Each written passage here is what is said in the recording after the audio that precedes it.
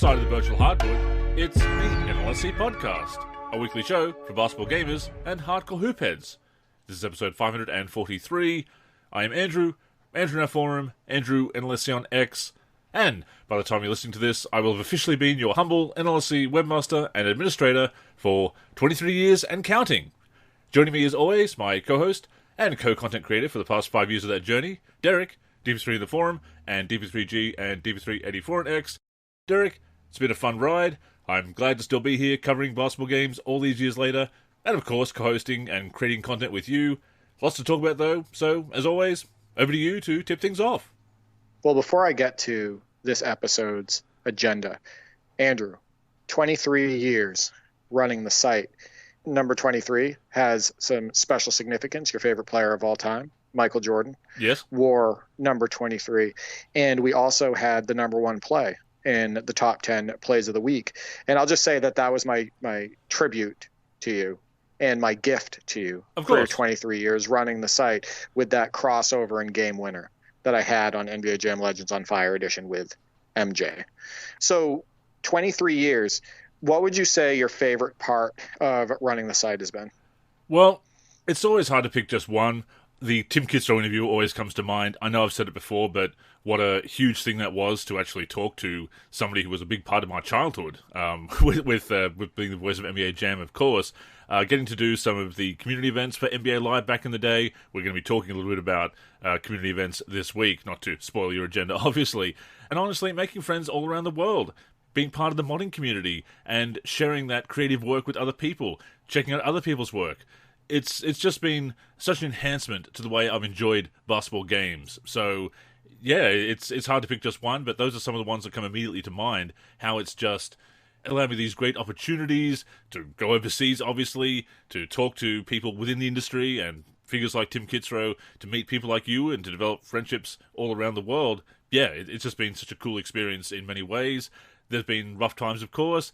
This is the internet. Not everybody is a nice person online, obviously, or offline for that matter, and sometimes they bring that online as well, sadly. But honestly, the good outweighs the bad. I've enjoyed this journey. I don't want it to stop anytime soon. So, yeah, I'm planning to be around for as long as it continues to be fun and viable. Yeah, well, meeting me was obviously the ultimate highlight. Definitely. Of your tenure. So first, we will be discussing NBA 2K25 MyTEAM news as new features and challenges were announced. Part of this discussion will be related to a returning feature, the auction house.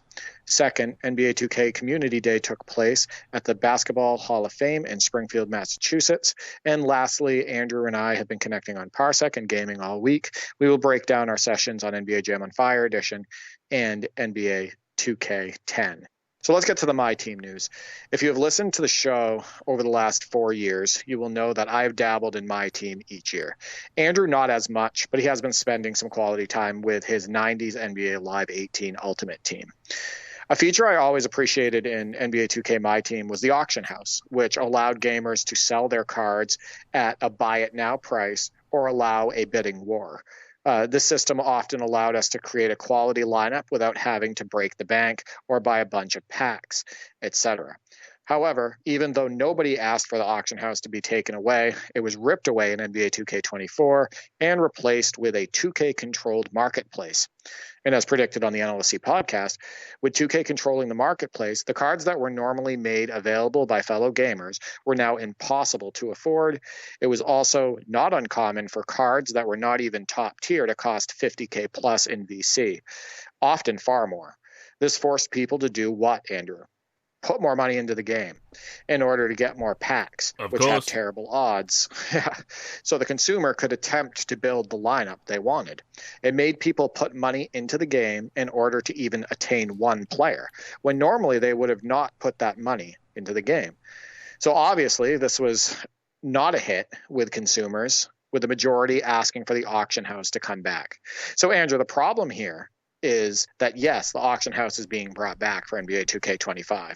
However, the main NBA 2K25 MyTEAM handle put out a message on social media stating, quote, "We heard you," end quote, making it seem like they were listening to people and doing them a favor. How kind of them. I know.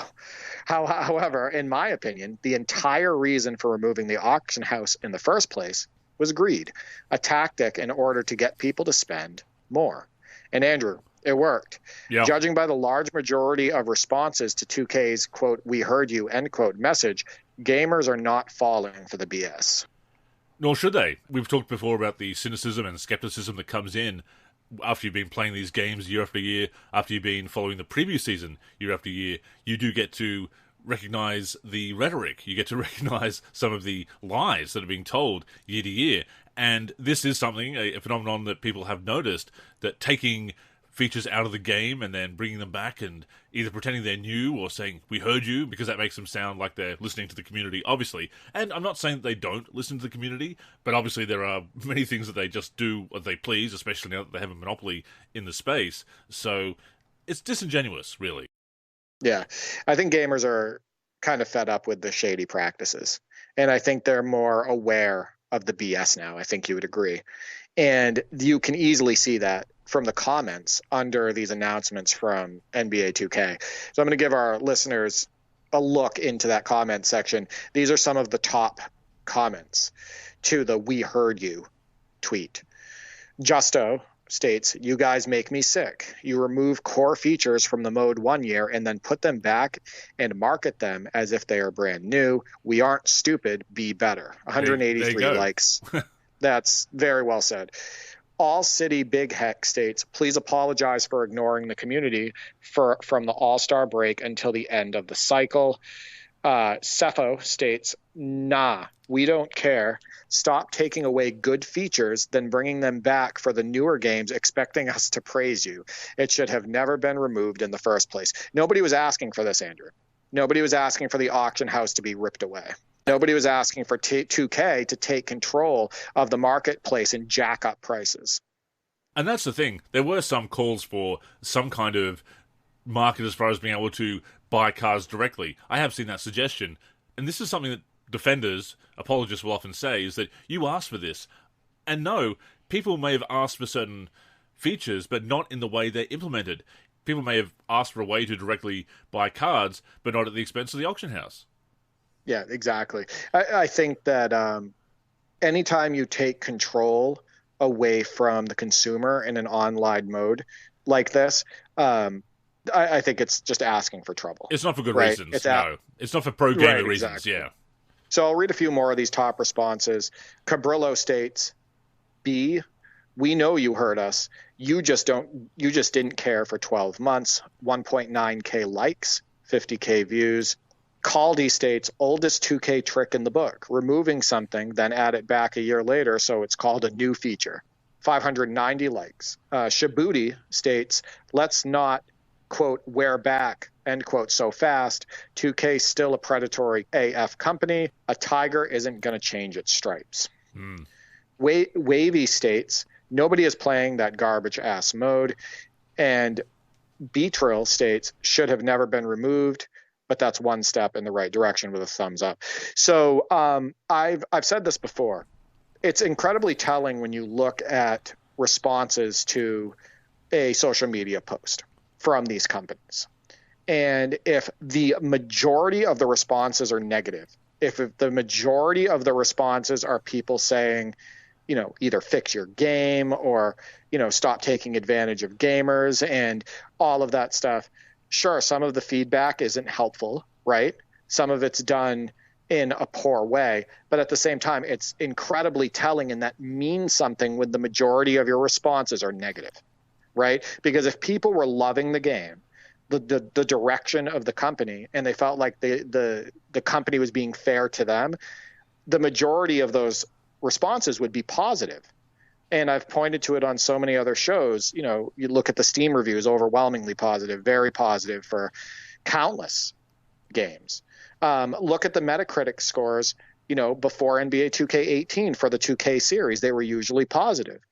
Look at the comments that were in the threads on the NLSC related to NBA 2K17 and prior, and on Operation Sports, etc. They were mostly positive, right? So the point is that don't turn a blind eye when you see stuff like this. Like all the comments that I read, which most of these were the top comments under that "we heard you" post. There's a lot of 2K fatigue. and those negative comments mean something.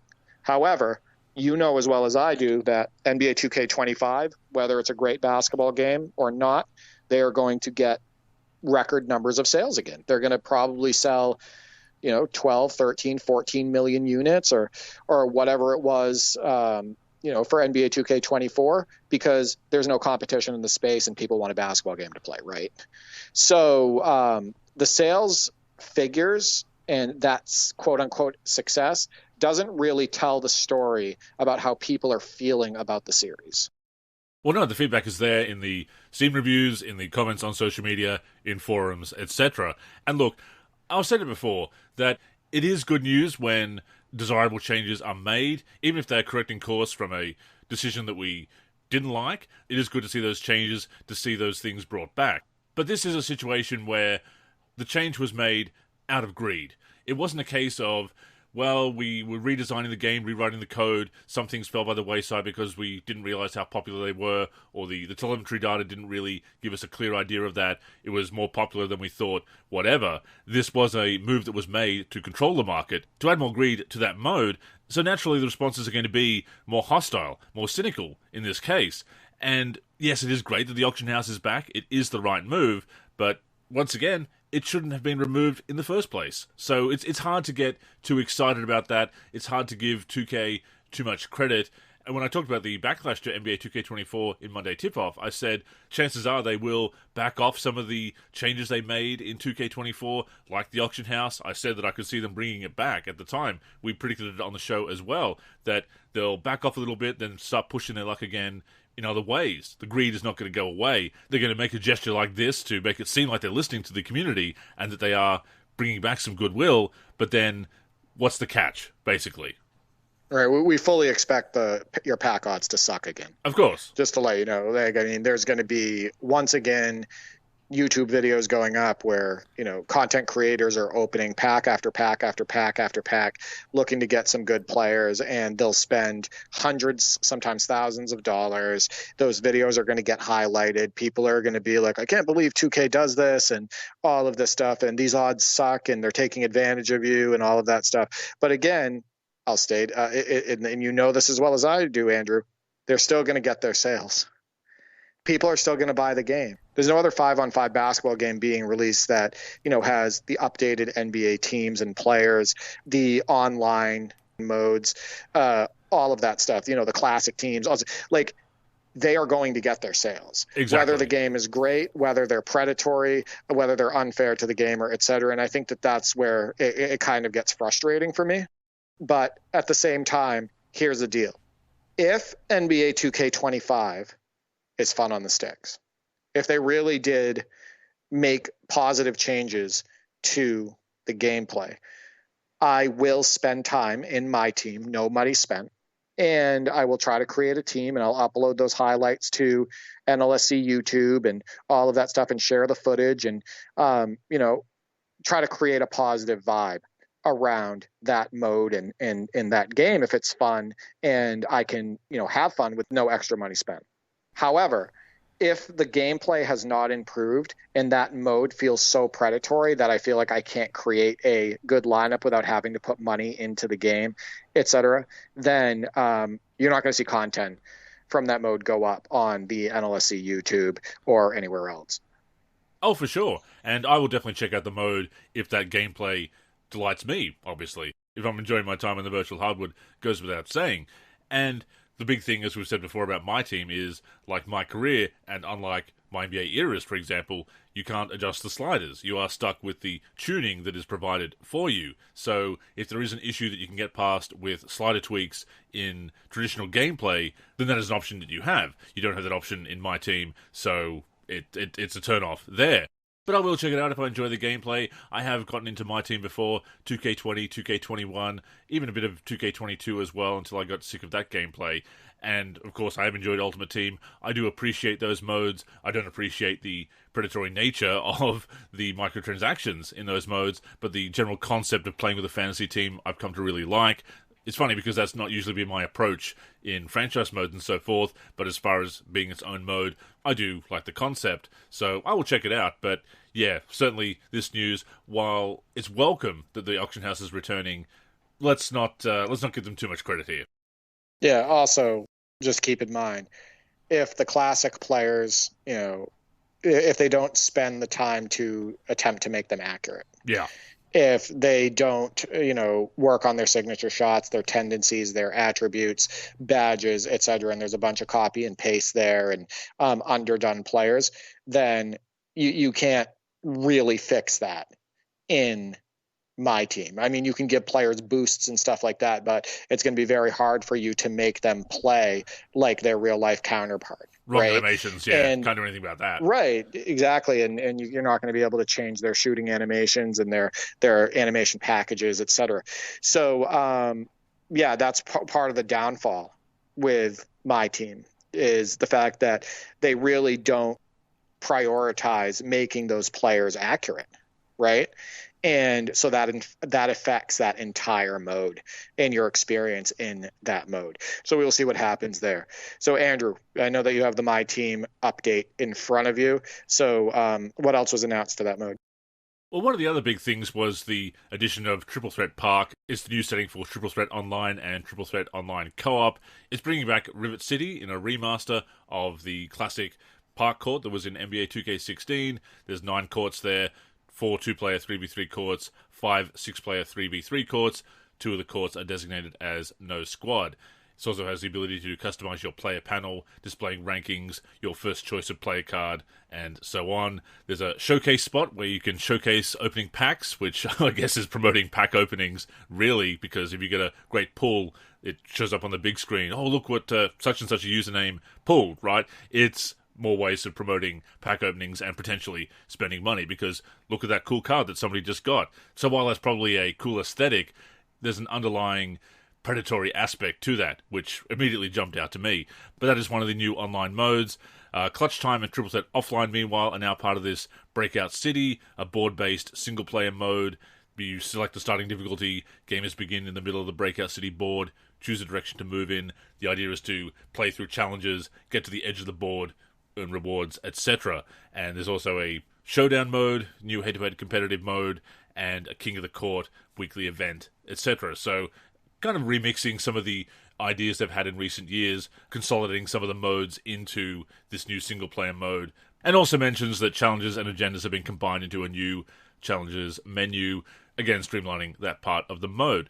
So as usual, they've added some new modes or revamped the modes that they've already got in the game, but as always, Derek, the underlying problems with MyTEAM remain the greed and fairness to gamers.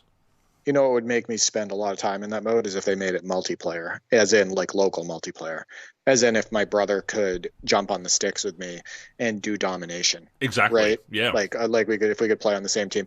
So somebody said something along the lines of 2K is running out of ideas. You remember we talked about that on the last week's NLSC podcast, because we were talking about how they added the Steph era starting in 16-17. And there were a bunch of comments actually where people were like, well, this is unnecessary. 2K doesn't know what to do anymore, so they're adding this, etc. There's a lot of things that they could still do from a feature perspective, mode perspective, etc., that they haven't done yet. And one of them is allowing MyTEAM to be played local co-op, local multiplayer, and not saying that obviously you would have the ability to do that in all the challenges and all the different modes within MyTEAM, etc. But it would be a really cool feature if they added that, because that means that people could enjoy that mode together. They could, do domination and all of the challenges that come with that. That's like, how many games is that now in domination with all the different, like hundreds? Yes. Yeah. Of different games. Yeah. They could share the feeling of, getting a good player in a pack or a wanted player, et cetera. They could share the feeling of victory and completing those challenges and whatnot. So like, I think that there's still a lot they can do with these games, even bringing features back, like we've talked about, like All-Star Weekend, Andrew. Yeah. Right, which was in NBA Live 2005. If they could still add that for, in your main menu, for stuff to like, oh, look, now I can do the 3-point contest. I can do the dunk contest, all of that. I can do the skills challenge. And they could put that in NBA 2K. So, there's still a lot more that they can do. And I'd love to have that ability. I mean, we could connect with a parsec to that point and do that kind of domination co-op if we wished. And obviously you've got your brother there to play with as well. And here's the thing, Derek. There's going to be some people who would hear that idea and say, well, who wants to do that? It's all about online co-op, online multiplayer, online head-to-head these days. But if it's just domination, which is a single-player mode anyway, which is a local mode, then who cares if you're not interested in that experience? Because if they add that to domination, then it doesn't affect any online play whatsoever. It's not going to upset the balance by letting somebody else jump into online games. It's just for domination, which is single player and has no impact on those other modes within my team. And this is the zero-sum thinking that I really dislike within, well, all discourse really these days online, Derek, but certainly within the basketball gaming community, that if something's not coming at the expense of somebody else, if somebody is not missing out, if you can't say, well, I get my way and you don't get yours, then people aren't happy about that. It's like in-depth matchmaking in the connected modes of my career. They could add options that cater to different preferences as far as playing with AI teammates or never playing with AI teammates or AI opponents. You could certainly add those options to the matchmaking, and everybody could play the game the way they want, and it's not going to interfere with anybody else's preferences. But if your preference isn't being catered to exclusively, that if somebody else is not missing out, if you can't point to them and say, you're not playing the game right, they're catering to me, my way is correct, yours is wrong, then people aren't into it, even though there is a way to make everybody happy. So, yeah, I would love to see that added to domination, and but at the same time, Derek, I can see some elitists, that elitist thinking that we talked about with my career before, also applies to my team as well. Some people just stand in the way of good ideas, and I just don't get it. That's because most people are just kind of looking out for themselves. Selfish, right? Yeah, sure. And I'll give an example. All the people that state who plays my NBA anymore, just because they don't play my NBA, right? Perfect example. But in reality, millions of people play my NBA, and that's oftentimes their preferred mode in the game. People, who uses? I've seen the comments. Who uses the all-time teams? Well, there's actually a lot of people who appreciate basketball history who look forward to jumping on the floor with the all-time teams or altering them and creating their own roster around them, etc. And we've also seen the comments with the NBA Live series where they say they should just turn this into a street game. Nobody wants the NBA Live to come back with an NBA game. No. That's just, you don't care if they come back with an NBA game, right? Exactly. But there are millions of people who want competition in this space, whether it's NBA Live or somebody else. So, yeah, I think that it is unfortunate when that happens. And unfortunately, that is incredibly common on social media, in comment sections, on forums, etc. But yeah, play the way you want. And if you have an idea for a new feature, let yourself be heard. That's what Andrew and I are doing on the podcast right now. That's a feature that I would like to have added to my team. And I think my brother and I would love doing the card collecting together, and, taking on those challenges. Honestly, if we liked the game enough, Andrew, and the gameplay was fun enough, we would probably spend hundreds of hours in my team, a local co-op. So, yeah, let yourself be heard. And part of the reason we do this podcast too is, to get our voices out there, and also to let the world know, what your ideas are, which is why we do the mailbag and the community questions and whatnot. Absolutely. And to the point of nobody plays my league. I mean, I've also seen the comments, nobody plays my team, nobody plays my career. The two flagship modes, the two most popular modes that apparently nobody plays. I mean, obviously it is a roundabout way of people saying, my mode of choice is correct, your mode of choice is incorrect. So I get what they're coming from there. It's still ridiculous. It's still myopic thinking. It's still zero-sum thinking. It's still myopic thinking. It is still elitism. It's talking down somebody else's mode of choice to try and prop yours up when the whole point is that the game caters to multiple preferences. So it is really silly, but that is the discourse. Even when it's not elitism, it's just plain selfishness. Yeah. Right. But Andrew, I actually thought this was interesting. So NBA 2K on August 21st announced a new My Team feature. Create your own NBA 2K MyTEAM cards with our new Snapchat lens. Scan this code with your Snapchat app or click the link to try it out and see if you pull one of the rare gem cards. I don't know exactly how that's going to work, but apparently you can create your own MyTEAM card using Snapchat. They've added a special NBA 2K lens. I suppose it's a way to get people following 2K on all these platforms, and it's a way to get them into the mode, obviously. And yeah, it's an interesting idea, but once again, I do wonder, cynically, I suppose, about the underlying predatory nature of it. Yeah, who knows? I mean, they're talking about your chance to get a rare gem. What does that mean? Yeah, like I don't know enough about it. So Andrew, related to MyTEAM, I actually asked a couple community questions, so I'm going to read those out. And also, before I read these questions and the responses we got, apparently a lot of people didn't want to talk about MyTEAM, Andrew. Because we did get limited responses. Normally the mailbag is hopping. Normally we get like quite a few responses, but MyTEAM obviously wasn't on people's minds and they didn't really care to talk about it apparently. But I stated, basketball gamers, do you plan on spending time in MyTEAM on NBA 2K25? If so, how do you prefer to play the mode? That's so Rel, so at Rel House, who's a regular contributor to the NLSC Top 10 Plays of the Week, states, I will, but not spending money. I'll only here and there buy a pack with VC I've earned playing career and rec now. Only purchase I definitely will make on 2K is buy the Hall of Fame pass. Only when I hit level 30, you get 10 level skips. So why not? So he's going to try to go no money spent, but is willing to put in a little bit of money in order to get that Hall of Fame pass. T Gentry, so at Bucky T, states, I never could get into MyTEAM myself. It always seemed too much, and they have a way of trying to suck you in to spend to get packs, etc. I never liked it, to be honest, D. So yeah, he's seen the gambling mechanics. He feels like there's a predatory nature to the mode, so he's staying away from it.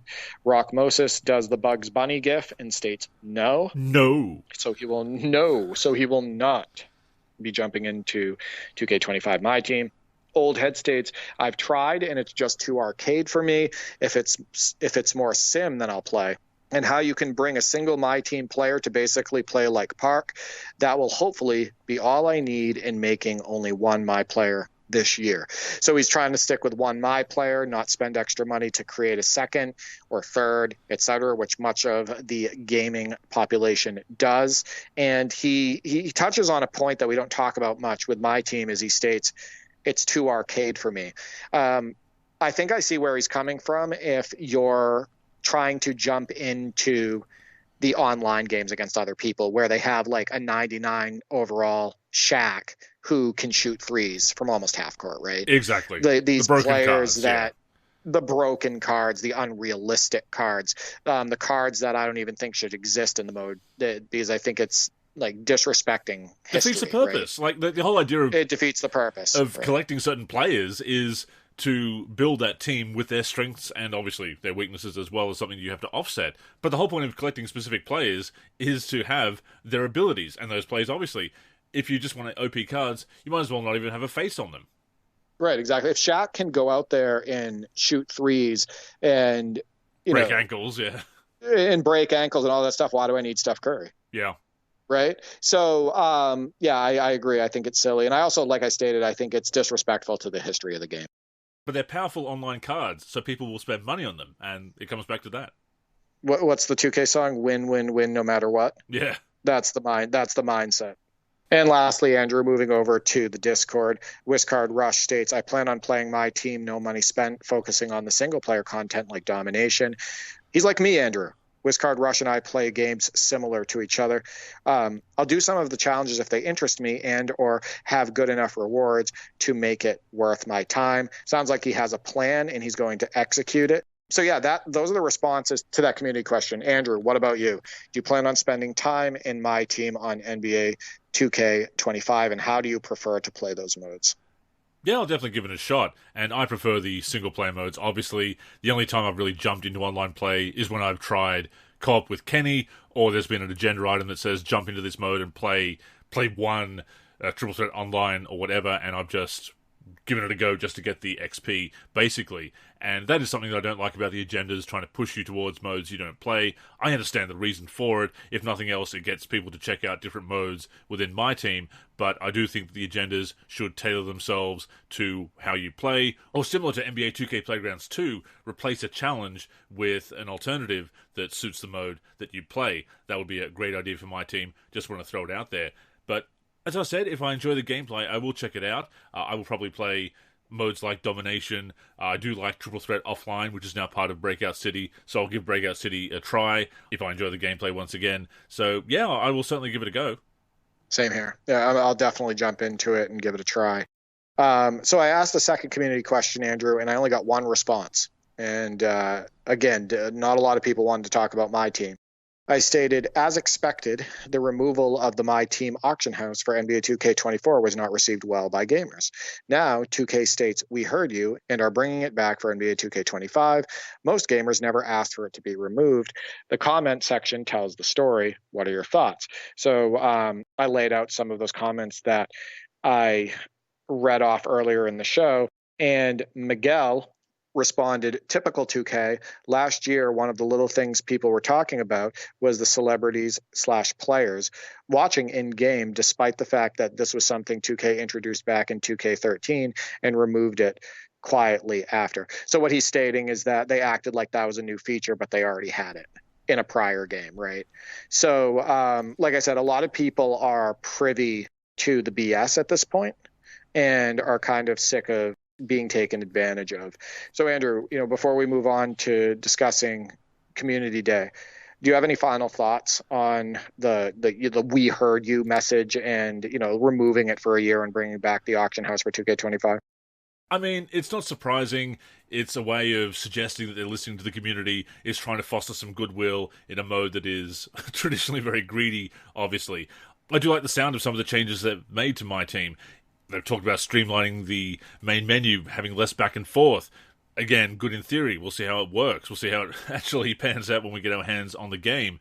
I do like the sound of free agent cards lasting longer than 5 games in many situations. That turned me off using free agent cards because it felt like I was wasting them. And if you do have a bad experience, if you get a disconnection error, or which can happen with the servers, obviously, then you waste a game for that free agent card. So having a bit more flexibility there, good in theory. Once again, like other Courtside reports in this previous season, they're saying a lot of the right things. A lot of the things sound good on paper, but we'll see how they pan out in reality. I do like my team and Ultimate Team, obviously. I appreciate the concept, so I'll give it a try. I'm happy to see some of these changes, or I'm intrigued by them, but I'm not going to trust blindly, Derek. I'm still going to be skeptical, a little bit cynical, I admit, but I'll certainly try and approach it with an open mind. I'll see how it goes.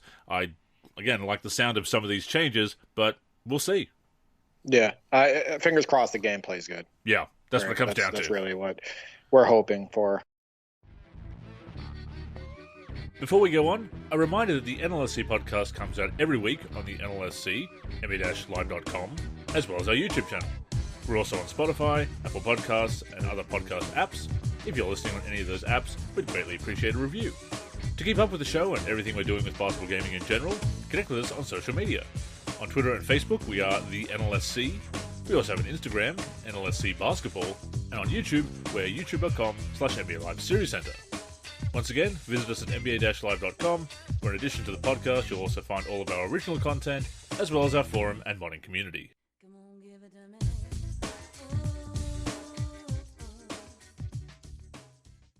So, Andrew, you wanted to touch on NBA 2K Community Day on this NLSC podcast. I'm going to read a tweet, actually, from your favorite 2K personality, Ronnie 2K. Yeah. To start this segment, he states, NBA 2K Community Day started out 12 years ago with 4 creators in a storage room at the 2K headquarters.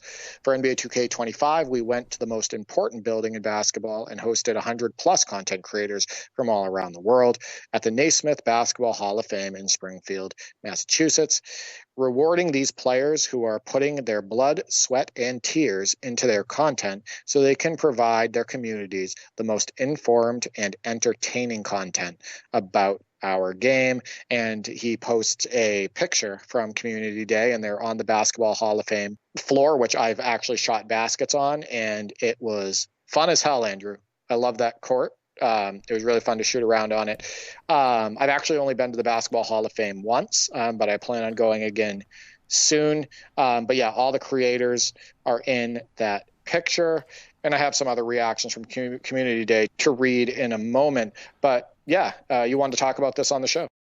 Well, obviously, as I said at the top of the show, I have had opportunities to attend community events, albeit for NBA Live rather than NBA 2K, so I don't have any first-hand experience of how 2K does things, but I do have a pretty good idea of how these community events go down. And look, great idea in theory. You're bringing in prominent content creators, people who are passionate about the game, to give feedback, to report back to their communities.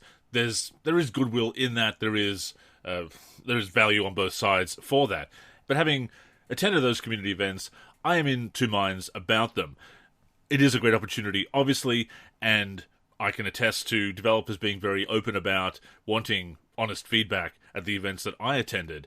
And also, speaking for myself and other people that I met at the event, we want to be honest with the developers, we want to be honest with the community as well. So I don't like that the community gets thrown under the bus if they say, oh, well, I had a good time at the event and I like what I played, and then the game doesn't live up to everybody's expectations. That is impossible anyway. They can be completely honest about having a positive impression of the game, but it's not what other people expect, so they will call the community representatives liars. So you kind of put your reputation on the line, which is part of the deal, obviously.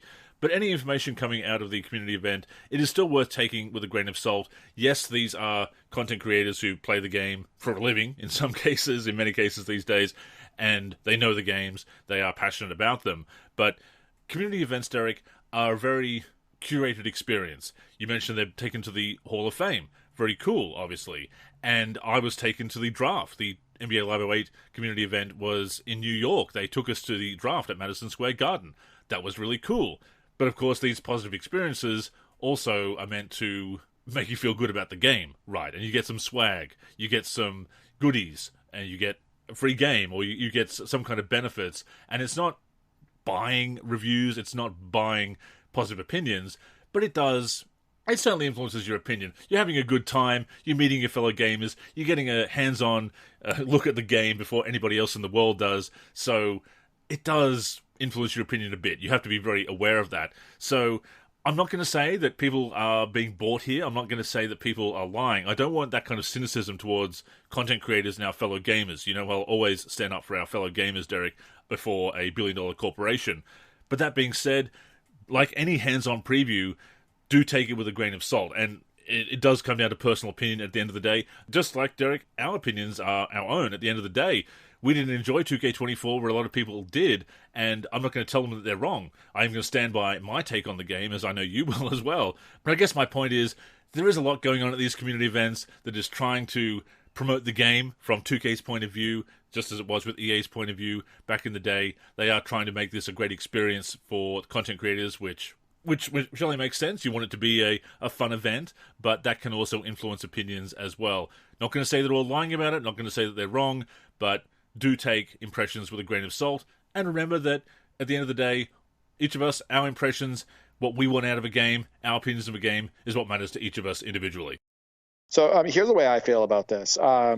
Obviously, a community day celebrating NBA 2K and, you know, people who create content for the game and everything is a great idea in theory. I think that it can give a lot of, you know, creators a positive experience. I think it can drive traffic to their channels. Oftentimes those channels are monetized, so that can help also with you know, an income stream during that game's cycle and whatnot.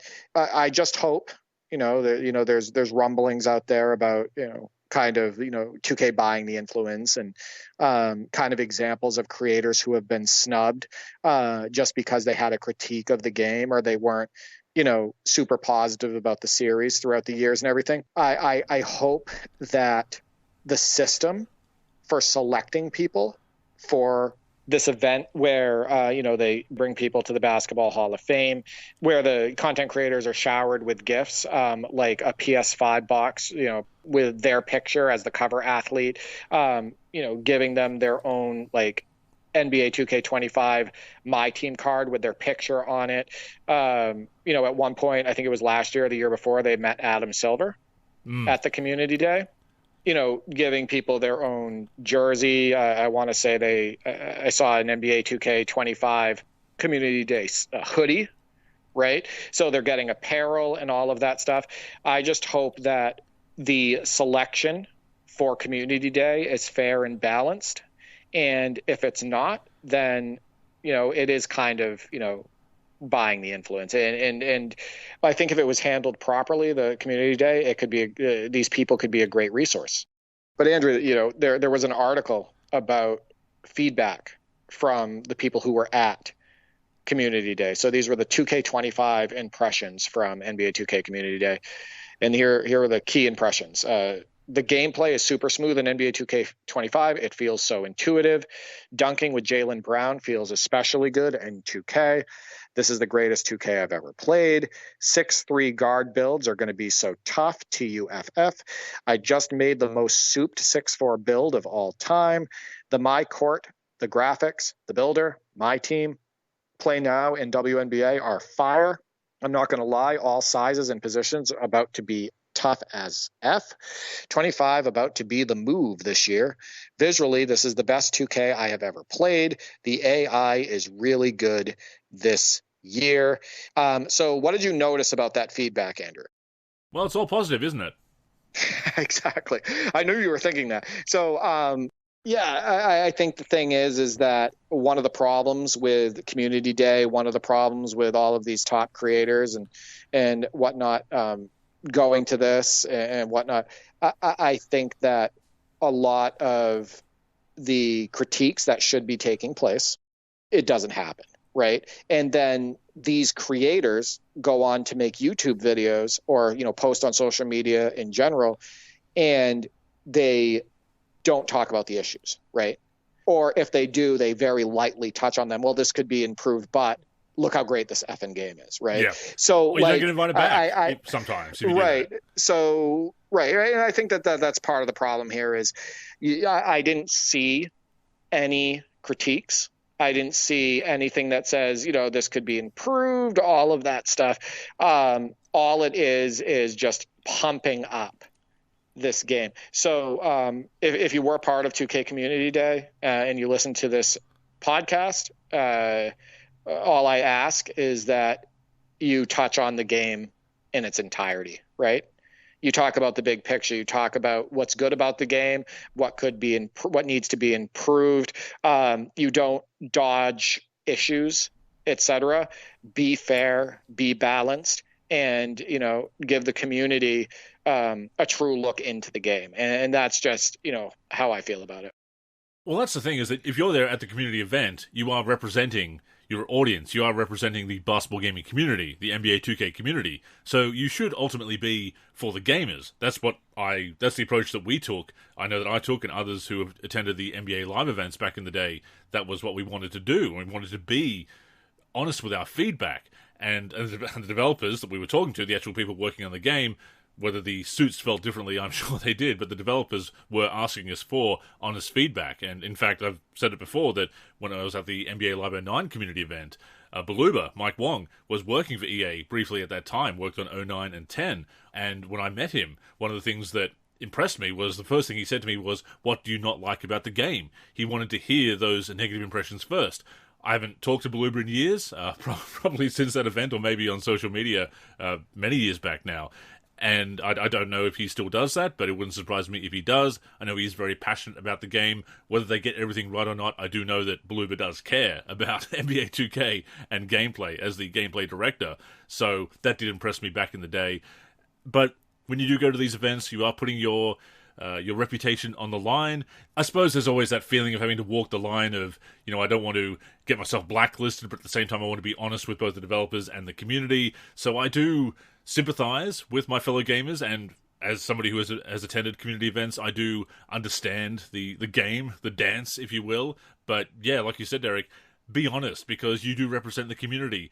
I know 2K and EA back in the day giving you this swag, giving you these perks, giving you this access, which is amazing, but stand with your fellow gamers. Yeah, I think that's paramount, right?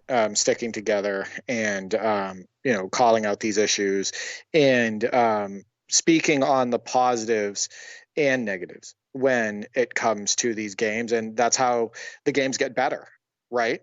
And that's how things can improve, and that's how you can let yourself be heard. Oh, for sure, and that has changed over the years. It's changed as content creation has, obviously, but the approach to community events, I mean, it was always there. Like I said, even from the events that I attended for NBA Live back in the day, you were getting some cool things. They wanted to make it a fun experience, because when it's a positive experience, you're probably going to have a positive view of the game. The very first event I went to, we didn't get as much hands-on time. That game was NBA Live 07, Derek. Why do you think they didn't want us to have too much hands-on time with that game? So you have a very curated experience, as I said. But I do hope that everybody who attends obviously has a good time, that they are honest. Some creators are going to be more reliable than others. Those are the ones you should seek out. We will certainly try and sort through the chaff, sort the wheat from the chaff in that respect. But as I said, if you are attending these events, congratulations. Obviously, it is a big opportunity as a content creator. But please stand with your fellow gamers. Please be honest with your feedback. You don't need to be nasty about it. You shouldn't be nasty about it. You should always be constructive. But yeah, please be honest. Please stand with and for the community. 100%. So, Andrew, to close the show, we've had some epic games on NBA Jam Legends on Fire Edition, the amazing mod by John Z1, including the best game winner that has ever taken place, at least in my experience, on that game. We were doing a 1993 Eastern Conference Finals matchup between the Bulls and the Knicks, which is a challenge that John Z1 added to the road trip mode, and what a great idea. And the score was tied after a John Starks 3, and I was locked on Jordan, and you were using Pippen, and I crossed over Ewing on the other end, and I threw it down on John Starks, and right as the ball went through the hoop, the buzzer sounded, and we won by 2 points. That was the number one play in the NLSC Top 10 Plays of the Week this week. But that game just keeps bringing it, Andrew. We were definitely on a roll the last time we played. I think we won 4 out of the 5 games that we played. And just the authenticity of that mod and just the gameplay of NBA Jam on Fire Edition in general, it just all comes together, and we've just been having a blast. Been playing a bit of it myself. Obviously, I got the new PC last year, upgrade from my last PC, so I've been able to enjoy the emulator a lot more, the performance of the emulator a lot more. So, and that mod is fantastic, and it is tough. As we've said before, it is designed to be very challenging. The real AI in full effect, merciless in that mode. And yeah, that Knicks team is tough, as they should be. Obviously, we've got MJ and Pip, so pretty strong duo on our side as well. But what a satisfying win. Probably one of our most satisfying wins in all of our Parsec sessions, all of our co-op Parsec sessions, Derek. Getting the game-winning dunk with MJ like that, right at the buzzer. 6 seconds left to run it up court and throw it down like that. Yeah, we had to finish on that win. Yeah. Shared experience again, right? Yeah.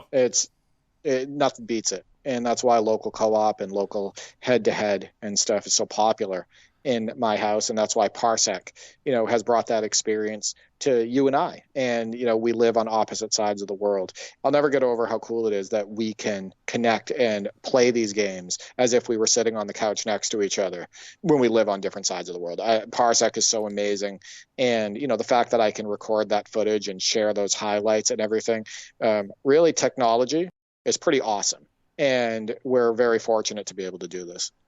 Yeah, and the fact that remote desktop technology has obviously been around for a long time, but that it does facilitate gaming. Although to that point, I did use Parsec this past week for a customer to remote into their computer and do some repairs there. So now I'm even using it in a professional sense as well. So once again, shout out to Parsec for the great app that they've made. But yeah, we've talked about it before. So much fun that we've had. We've even used it in conjunction with the Xbox app, Derek, to connect to your Xbox One. Yeah, and I need to get that back up and running, and so we can play some NBA Live 18, Live 15, Live 16, Live 19, and whatnot. I know that you've been on a big NBA Live 18 kick, and you've been jumping into Ultimate Team and whatnot. The couple times that we have connected on that game and played co-op, we had a blast. Yeah. Remember that game we used the Lakers when we were using Lonzo Ball and Brandon Ingram and Julius Randle and whatnot? You didn't balk at the idea, but you were like not a huge fan of that Lakers team, but at the same time, once we got on the virtual hardwood and we were playing together, we had a blast, right? So I need to get that going again. The other cool thing about the Xbox app is that we were able to play NBA 2K14, one of your favorite games of all time. The Xbox One version, we were able to play that co-op and against each other. So, yeah, more videos to come on the NLSC YouTube in relation to, those games and, the other games we're connecting on Parsec on. The last thing I'll touch on is NBA 2K10. So we use the amazing 91-92 roster, which was created by Stomp the Court and his team. And, we were using the Seattle Supersonics with Gary Payton, Sean Kemp, Ricky Pierce, Benoit Benjamin, Derek McKee, Dana Barros on the bench, Nate McMillan, just an awesome Seattle team, right? Michael Cage. And we went against the Warriors with Tim Hardaway, Chris Mullin, and the greatest basketball player of all time, according to NBA 2K10 in that roster, Billy Owens. Yeah. And we absolutely got torched by Billy Owens. He was like a super Kevin Garnett in that game. He was hitting all these deep mid-range twos. He was hitting, post moves, little post fadeaways. He was dunking all over us. He was just absolutely unstoppable. We ended up getting blown out in that game. I think we lost by about 20 or 25 points. However, they didn't have the best highlight of that game, Andrew. No. We had the best highlight with Derek McKee. And so it wasn't the Rain Man Sean Kemp with the top 10 candidate in this game. It was actually Derek McKee, who could definitely throw it down in real life. We got out on the break, and Derek McKee dunked on a defender, cocked it back as like a tomahawk dunk, and threw it down hard, and it just looked awesome. That roster is amazing, but we need to get Billy Owens back and beat that Warriors team. Definitely need to run that back and get revenge there. We had a much better run using the 97 mod with the Bulls versus the Jazz. Not surprising there when you, again, have MJ and Pip at your disposal to go up against another great team there. As we discussed after we finished the game, do need to tighten up the defense a little bit. I know I was going for highlights a little bit too often. I was trying to throw some lobs with Gary Payton to Sean Kemp that were perhaps ill-advised. But no, it's NBA 2K10, as we've said before, kind of an overlooked game. I don't want to overuse the term hidden gem because it was a very popular game, very successful game, obviously. But at the same time, as we've said before, very much overshadowed by 2K11, understandably, 2K11 being such a huge release as it was. But that mod is fantastic. NBA 2K10 is kind of overlooked. I'll certainly put it out there. It is a lot of fun. So yeah, I'm keen to run that back. And yeah, we need to get Billy Owens. Back because he was the player that they hoped they were drafting back in the day, and he wasn't quite that good. Yeah, I would say that the two biggest weaknesses in NBA 2K10, and we're trying to navigate it in our games in order to compete better. One, there definitely is a lot of suction in that game, especially when you use the defensive assist trigger. That's an option in that game. And the other issue is the offense moves quite a bit faster than the defense. And it's very hard to stay in front of your man. Like if you try to pressure a quick point guard, you're going to get blown by pretty much 90% of the time. I think you would agree. Yeah. And if you push the steal button, a lot of times the defender that you're using, he'll do an exaggerated steal attempt with a lot of momentum, which will put you behind the offensive player. And then obviously he's either going to shoot the three, or he'll shoot a shot in the mid range, or he'll attack the rim. So I think those are two things we're trying to figure out with that game in order to better compete. I think that NBA Live 10 can be a little bit more fun for us sometimes, and that's because it doesn't have those suction issues, and on defense you can slide your feet fast enough in order to be competent on that end. I feel like usually when we play NBA Live 10, the session is a little bit looser right? I think that a lot of times the control on the floor makes more sense. But I think NBA 2K10 is criminally underrated at this point, and I like NBA 2K10 and NBA Live 10. Both great games, and as we've said before, such a shame that EA went away from what they had with NBA Live 10. But it can be a looser experience, more fun experience, just to pick up and play, as you said. And of course, right stick dribbling. That's huge.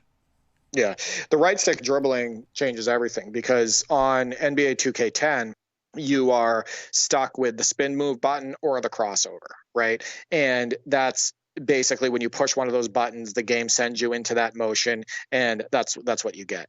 But when you have the right stick dribbling in NBA Live 10, you can just do a lot more. You have more control, and there's better feel. So I still find it fascinating that the 2K series didn't bring right stick dribbling in until 2K13.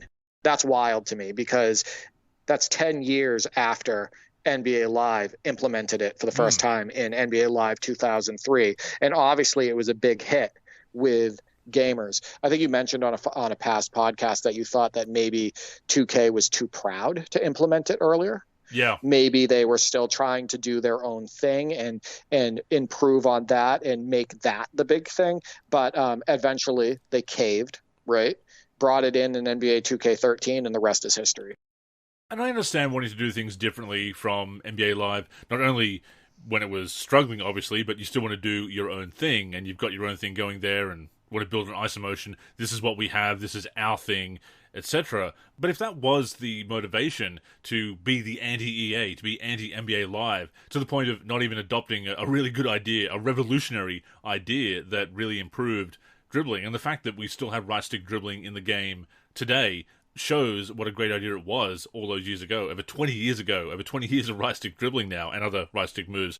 It just goes to show what a great idea it was. So maybe it was pride, maybe it was that FEA approach that 2K has had, because Visual Concepts did have that brief partnership with EA, with Madden, and that fell apart. And of course, the competition between their various sports games over the years, there is a bit of an acrimonious relationship there, to say the least.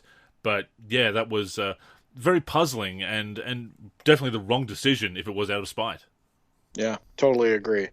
But Andrew and I will be continuing to connect on Parsec. We continue to upload gameplay videos to the NLSC YouTube, and we share some footage also on X, formerly known as Twitter, on Discord, on Facebook, on Instagram, etc. So keep an eye out for the footage, but also we want to hear from you. If there's something that you want to see for gameplay footage, if there's a game that you want to see Andrew and I play, let us know, and we'll put it on, and we'll make a gameplay video, and we'll get it up on social media.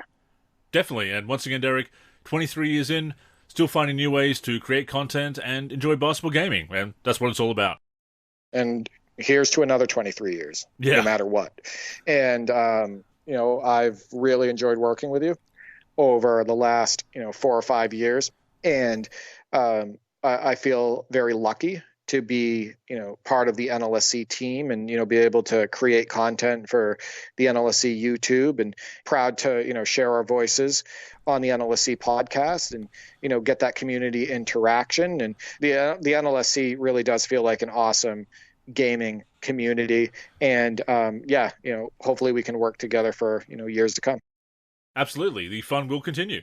With that being said, that has brought us to the end of this week's show. As always, we thank you for tuning in and invite you to join us again next week and every week, either on the NLSC, NBA-live.com, our YouTube channel, or your podcast app of choice. In the meantime, please connect with us on social media. That's where you can get in touch with us, and of course, stay up to date with all of our content. So Derek, go ahead and plug the handles. Yeah, you can reach me on X, formerly known as Twitter, at D43G and at D4384. I'm also on YouTube, D43, and on the NLSC, D43.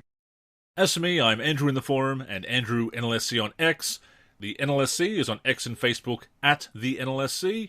We're also NLSC Basketball on Instagram and Threads. We're on YouTube at NBA Live Series Center. And of course, keep a look to the NLSC itself, NBA-live.com, for everything we do for basketball video games. So, thank you again for tuning in, and until next time, I'm Andrew. And I'm Derek. Go get buckets, everyone.